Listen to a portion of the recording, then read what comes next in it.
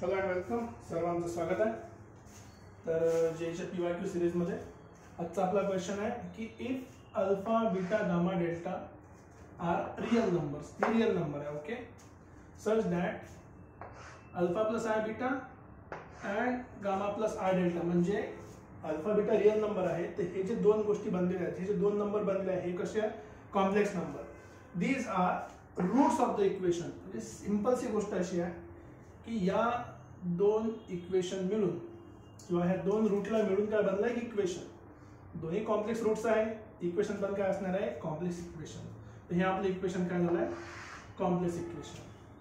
तर जर complex equation असेल तर आपल्याला फाइंड करायचं आहे ही value alpha gamma plus beta delta. आता याच्यामध्ये काही जास्त लॉजिक लावायची गरज नाही. मी सध्या इक्वेशन लिहून घेतो आधी की let's x square minus 3y into x minus 2y minus 2 equals to 0. समजा हे माझं इक्वेशन आहे. आता जर माझ्याकडे रूट आहे alpha plus i beta, so alpha plus i beta हा माझा एक रूट आहे. दुसरा रूट आहे गामा प्लस आय डेल्टा, हा दुसरा रूट आहे. तर जर आपल्याकडे रूट असेल तर रूट पासून आपण इक्वेशन कसं बनवतो? एकदम सिंपल आहे, एक्स स्क्वेअर मायनस या दोघांचं ॲडिशन है ना. So alpha plus gamma plus I common काढला की बीटा प्लस डेल्टा, ठीक आहे. आणि या दोघांचं प्रोडक्ट, बेसिकली दोघांचं product alpha plus i beta into gamma plus i delta. आता बघा इक्वल्स टू 0. हे जर इक्वेशन आपण यूज करून सॉल्व्ह करतो म्हटलं, इथे आपल्याकडे साइड बाय साइड जर कंपॅरिझन केलं तर एक्स सोबत जो कोएफिशियंट आहे तो सेम असायला पाहिजे. Means alpha plus gamma plus I times beta plus delta हे कशाच्या बरोबर असलं पाहिजे? 3 - 2i च्या बरोबर, राईट. पहिली केस. मग याच्यावर तुम्ही एक निष्कर्ष लावू शकता, कुठलाही कॉम्प्लेक्स नंबर जर इक्वल असेल तर रियल पार्ट इक्वल असायला पाहिजे आणि इमॅजिनरी पार्ट पण काय असला पाहिजे? Equal. So basically alpha plus gamma equals to 3 आणि beta plus delta equals to -2. ठीक आहे. सेकंड केस, आता या दोघांचं प्रोडक्ट घेऊ आपण.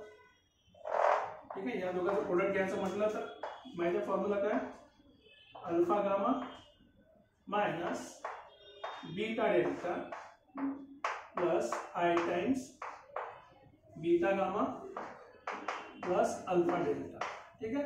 आणि हे कशा बरोबर असलं पाहिजे? हे असलं पाहिजे प्रोडक्टच्या बरोबर, that is minus 2y minus 2 च्या बरोबर.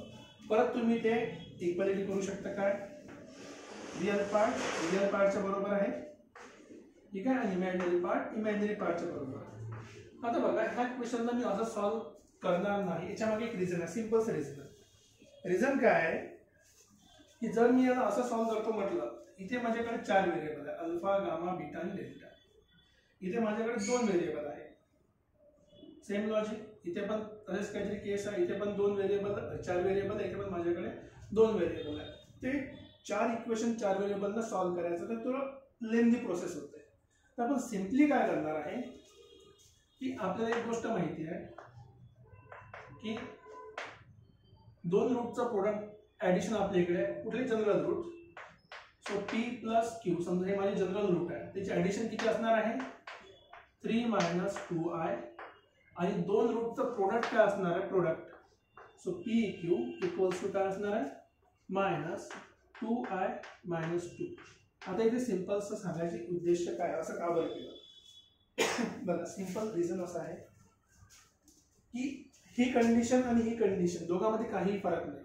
पण इथे जर मी actually direct alpha beta gamma delta use केला तर हे 4 इक्वेशन सॉल्व्ह करावं लागतील मला. पण इथे जस्ट माझ्याकडे 2 इक्वेशन आहे. इथे पण ऑब्झर्वेशन खूप महत्वाचं पडते. मायनस बाहेर आहे, मायनस सध्या मी इथे -1 ठेवतो जस्ट करायसाठी, ओके. आता इथे बघा हा माझ्याकडे एक नंबर आहे कॉम्प्लेक्स, हा एक रिअल नंबर आहे.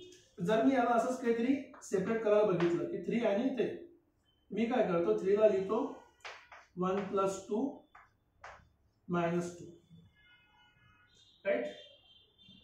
1 + 2 -2, ओके. आणि इथला जो मायनस आहे, मायनसने आतमध्ये मल्टिप्लाय करतो, तर हा 1 झाला आणि हा 2 -2i झाला.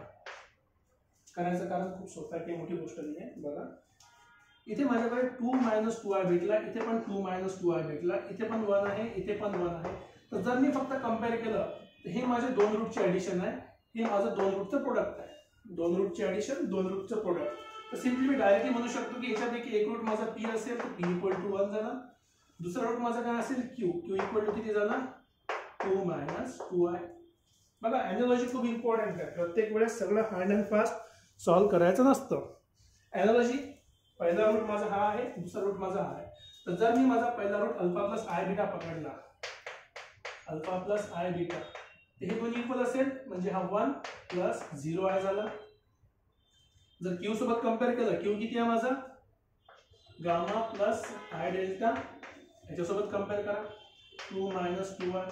आणि हे आपण ऑलरेडी शिकलेलो आहे की दोन नंबर जर इक्वल असतील कॉम्प्लेक्सचे तर रिअल पार्ट इक्वल असेल आणि इमॅजिनरी पार्ट इक्वल असेल. Real part equal, therefore alpha = 1 मिळाला, बीटा = 0 मिळाला, गामा = 2 मिळाला, डेल्टा = -2. बघा 4 व्हॅल्यू आपल्याला डायरेक्टली इथे मिळाल्या आहे. सिंपलचा क्वेश्चन होता. आता त्याच्यासमोर फक्त मी व्हॅल्यूज काढायचे. सिंपलची व्हॅल्यू काढू, अल्फा इंटू अल्फा आहे 1 इंटू डेल्टा किती आहे, डेल्टा ने गामा म्हटलं, गामा आहे आपला 2 प्लस बीटा आहे 0 आणि डेल्टा आहे -2. So 2 × 1 2, 2 + 0 final answer. तर अशा प्रकारे या क्वेश्चनचा आन्सर आहे 2. सिंपलचा क्वेश्चन आहे. सिंपलचा कन्सेप्ट काय, सगळ्या गोष्टी एकदम हार्ड अँड फास्ट करायच्या नसतात. हमेशा ब्रूट फोर्स म्हणजे डायरेक्टली सोल्युशनमध्ये जायचं नाही. ते झालं आपलं सिंपलचा आन्सर. याचा आपल्याला आन्सर मिळाला आहे 2. राईट. तर आता नेक्स्ट क्वेश्चनकडे जाऊया आपण नेक्स्ट व्हिडिओमध्ये.